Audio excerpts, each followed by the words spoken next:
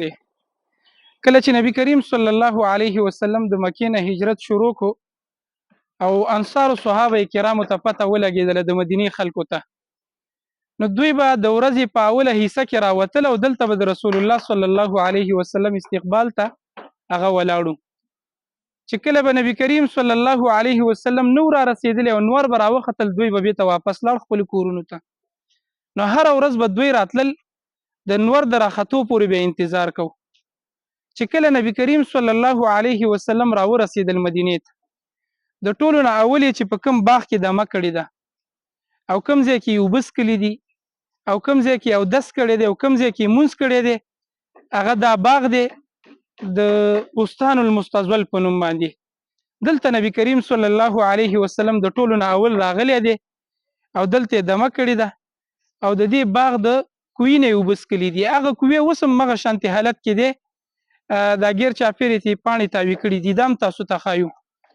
او بیا د الله رسول چې کوم ځای کې مونځ کړی دی هغه هم تاسو ته ښایو.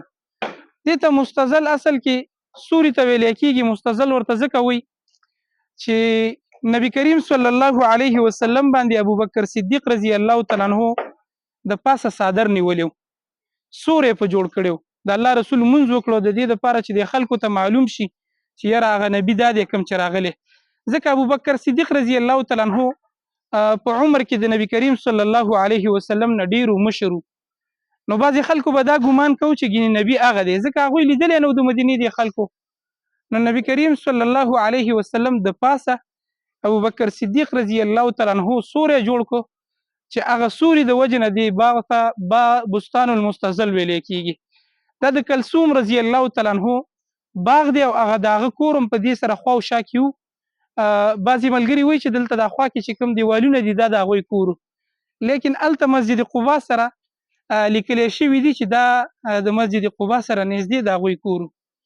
دا تاسو ته چې په دې ویډیو کې ښکاري دا هغه کوهی دی چې د کوم کوهي نه نبي کریم صلی الله علیه وسلم اوبه څښلي دي او اودس یې ترې کړی دی. چونکې په دې کې باغ کې کار روان دی، د سعودي ګورنمنټ په دې کې څه جوړی را جوړی ښایسته کوي، مزېدار کوي. کم خلک چې راځي د هغوی دپاره پکې ځایونه جوړوي، نو دا جالونه یې د دې د وجې نه تاو کړي دي.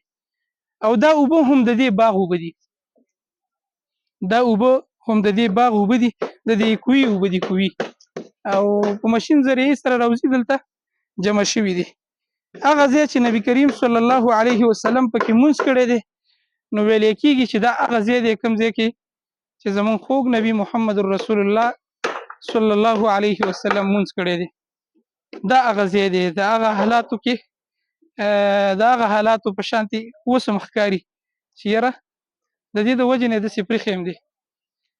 د دې نه پس چې نبی کریم صلی الله علیه وسلم لومبی کوم کار کړی دی، د هغې په باره کې انشاءالله الرحمن تاسو ته په بله ویډیو کې معلومات درکړم.